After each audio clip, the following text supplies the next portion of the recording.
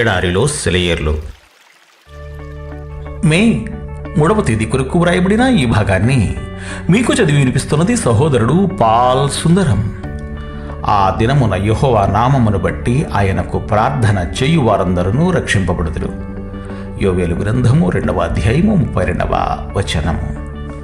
నా దేవుడు నేను చేసే అతి మెల్లని ఆర్తధ్వని కూడా ఆలకించేటంత దగ్గరగా ఉన్నప్పుడు నేను ప్రక్కింటి వాళ్ళ దగ్గరకు ఎందుకు పరిగెత్తాలి? ఆయనకే ఎందుకు నేరుగా మొర్రపెట్టకూడదు? నాకై నేను కూర్చొని పథకాలు అంచనాలు వేసుకోవడం దేనికి? ఏ గొడవ లేకుండా నన్ను నా భారాన్ని ఆయన మీద వేయడానికి అభ్యంతరం ఏమిటి?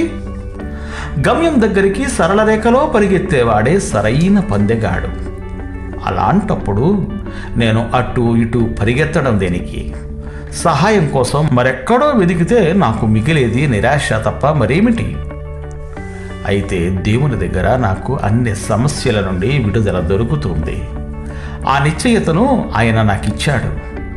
ఆయన్ని పిలిచి సహాయం కోసం అడగవచ్చునా లేదా అని కనుక్కోనక్కరలేదు. ఎందుకంటే ప్రార్థన చేయు వారందరూ అనే మాట అంతులేనిది. వారందరూ అనే దాంట్లో నేను కూడా ఉన్నాను.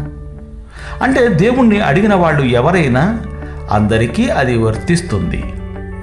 ఈ వాగ్దానాన్ని బట్టి ఇంత పెద్ద వాగ్దానం చేసిన మహిమ గల దేవునికి వెంటనే ప్రార్థన చేసి సహాయం అర్థిస్తాను.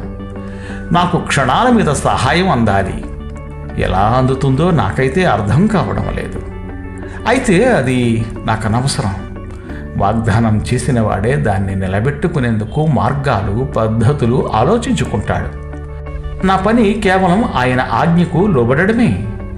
ఆయనకి సలహాలు ఇవ్వడానికి నేనెవరిని? నేను ఆయన భృత్యుణ్ణి మాత్రమే, మంత్రిని కాను. మొర్ర పెట్టడమే నా వంతు, విడిపించడం ఆయన పని. దేవుడు మిమ్ము దీవించుగాక. Amen, amen.